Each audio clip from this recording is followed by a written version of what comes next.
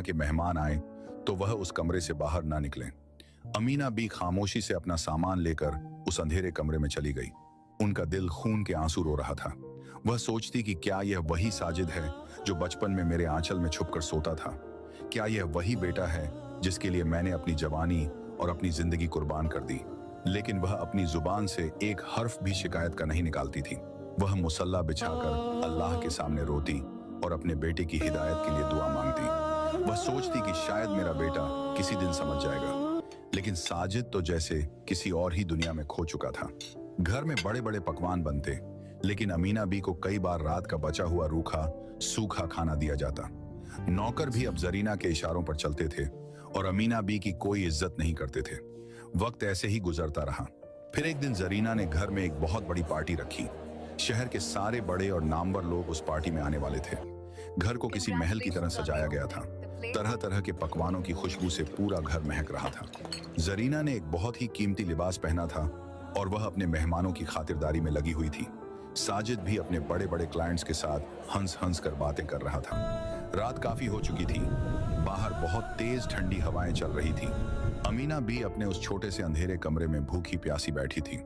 सुबह से उन्हें किसी ने खाना नहीं दिया था और उम्र के इस हिस्से में कमजोरी की वजह से उन्हें चक्कर आ रहे थे। प्यास के मारे उनका गला सूख रहा था।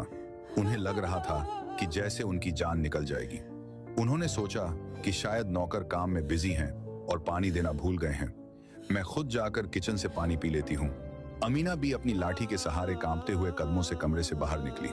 उनकी नजर कमजोर थी और कदम लड़खड़ा रहे थे। हॉल में बहुत रोशनी थी और तेज म्यूजिक बज रहा था।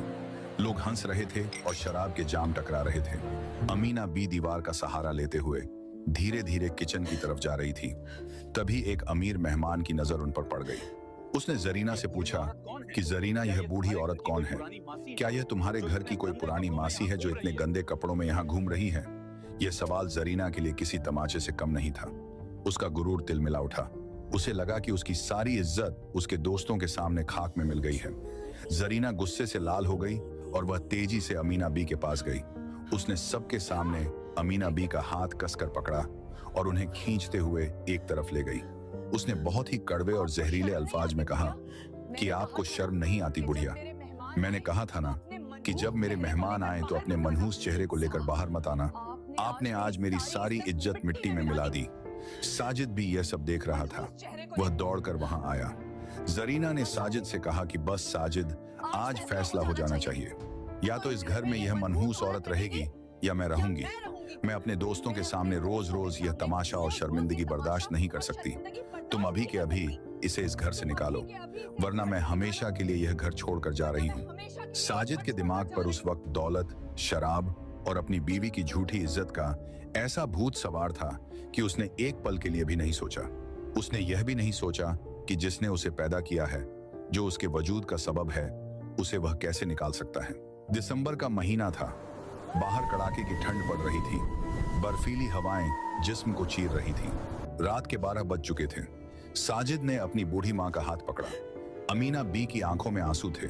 वह अपने बेटे का चेहरा देख रही थी, वही बेटा जिसे उसने अपने खून पसीने से पाला था। साजिद अपनी मां को खींचते हुए घर के बड़े दरवाजे तक ले गया। अमीना बी ने कांपती हुई आवाज में कहा कि बेटा साजिद, बाहर बहुत ठंड है। मैं इस रात के अंधेरे में कहां जाऊंगी?